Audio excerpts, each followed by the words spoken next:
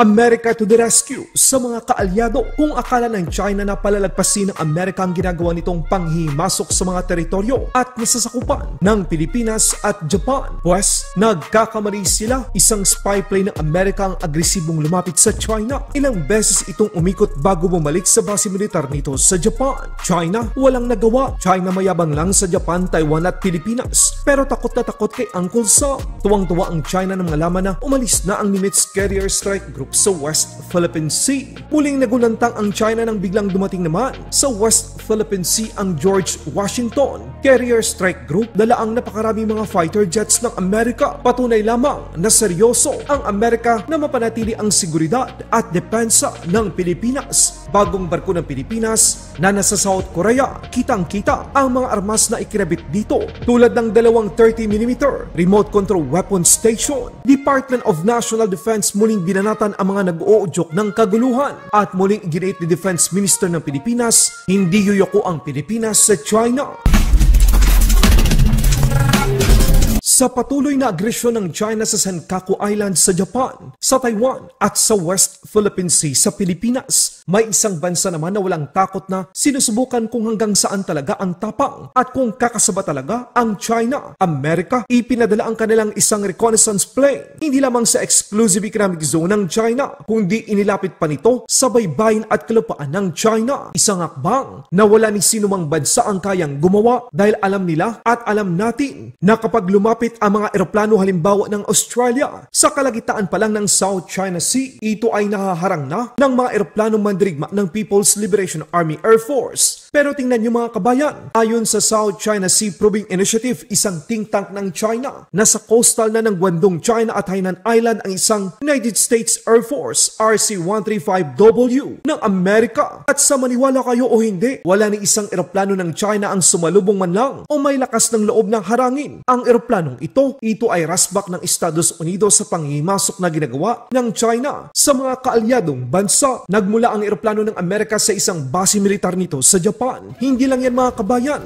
Matapos ang ika-13 Maritime Cooperative Activity ng Pilipinas, Japan at Amerika sa Baho de Masinloc, umalis ang Nimitz Carrier Strike Group at tumungo ito sa Philippine Sea. Tuwang-tuwa ang China dahil magagawa na naman nila ang kanilang mga illegal na aktibidad. Pero nagkakamali sila, may biglang ipinalit ang Amerika. Ang George Washington Carrier Strike Group naman ang nakadeploy sa Japan na ngayon nasa West Philippine Sea. Ito ay pinangungunahan ng USS George Washington Aircraft Carrier. Siya ang ika-6 na Nimitz-class nuclear aircraft carrier. Dala ng nasabing aircraft carrier ang mga eroplano mandirigma tulad ng F-35C, F-A-18EF Super Hornets, EA-18G Growlers, E-2D Hawkeyes, CMV-22 Ospreys at mga helicopters. Kasama din ito ang iba pang mga barkong pandigma ng Amerika tulad ng mga destroyers at cruisers. Kakatapos lang magsanay ng USS George Washington Aircraft Carrier kasama ng Republic of Korea. Ngayon, ito ay nasa West Philippine Sea. Malaki ang tulong nito para sa seguridad ng Pilipinas at dagdag kumpiyansa sa ating hukbong dagat na ang kanilang kaalyado ay muling nagbabalik para mapanatili ang seguridad sa ating mga karagatan. Ito ay isang pambihirang galaw ng puwersa ng Amerika, isang patunay na mahalaga para sa kanila ang kapayapaan sa South China Sea at West Philippine Sea. Dahil sa $1 trilyon na halaga ng kalakalan ang dumadaloy dito para sa iba't ibang bansa. Kaya tama lang na mapanatili ang bukas na South China Sea at West Philippine Sea. Hindi ito dapat makontrol ng China sapagkat ang mga yaman na meron sa West Philippine Sea ay dapat at nararapat lang na mapunta sa mga Pilipino, hindi sa Chino. Tuloy-tuloy naman ang paggalugat at pagdrill ng oil at gas sa West Philippine Sea malapit sa Palawan ng Pilipinas gamit ang mga barko ng Amerika. Ito ay patunay na kapag nandyan ang Amerika, tiklop ang China. Sa ibang balita naman, Department of National Defense, Gibo Teodoro Jr., ipinaliwanag ang posisyon ng Armed Forces of the Philippines. Hindi magpapagamit ang sandatahang lakas ng Pilipinas sa politika, lalo na hindi yuyoko ang Armed Forces of the Philippines sa China.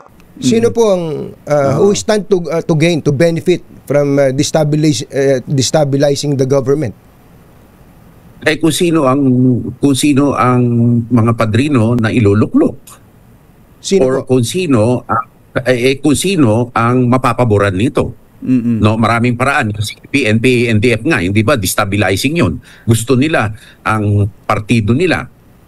Kaya nga nagtataka ako dun sa ibang mga politiko na banat ng banat sa CPP, MPA, NDF, sa kanang kamay, sa kaliwang kamay naman nakikipag-ugnayan sila na may ma-agreement pa sa Chinese Communist Party.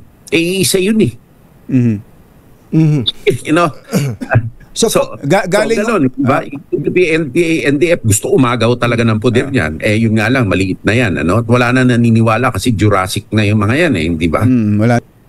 Ngayon, dito naman sa Sandatahang Lakas, makasisigurado ang ating mga kababayan na ang ating sundalo ay profesional. Hindi ito kailangan pangaralan. Alam nila ang kanilang misyon. Sila ay mapagkakatiwalaan. Kaya nga, mataas ang kanilang trust rating. Kung mataas ang trust rating nila, dahil ayon ang taong bayan sa professional stand na ibinibigay nila sa lahat ng issue. Magmula sa pagsalungat sa China na gusto ng ibang humihikayat na mag-aklas ang armed forces na ibenta na natin ang ating sarili sa China at yumuko na lang tayo sa harap ng panunupil na ginagawa ng China. No? Ngayon, nasabi ko nga, mataas ang trust rating. Kung sana, ang tingin ng taong bayan ang armed forces ay isang gamit upang mapanatili ang hindi kanais-nais na sitwasyon, sana bumagsak ito ng katodo-todo at hindi ka panipaniwala. Opo. Sa ibang balita naman, pinakabagong barko ng Pilipinas tuloy ang ginagawang sea trial sa South Korea. Makikita sa likurang bahagi ng BRP Raja Sulaiman PS-20 na ito ay armado ng 2 30mm remote control weapon station. Para lang sa inyong kaalaman mga kabayan, 6 na ganitong uri ng barko ang binili ng Pilipinas at sisimulan ang delivery sa unang quarter ng taong 2026. Dati pinagtatawanan lang ng China ang Pilipinas, pero ngayon dahil sa patuloy na Armed Forces of the Philippines modernization at tulong mula sa Japan at Amerika, mas parami ng parami ang mga barko ng Pilipinas na magbabantay sa West Philippine Sea.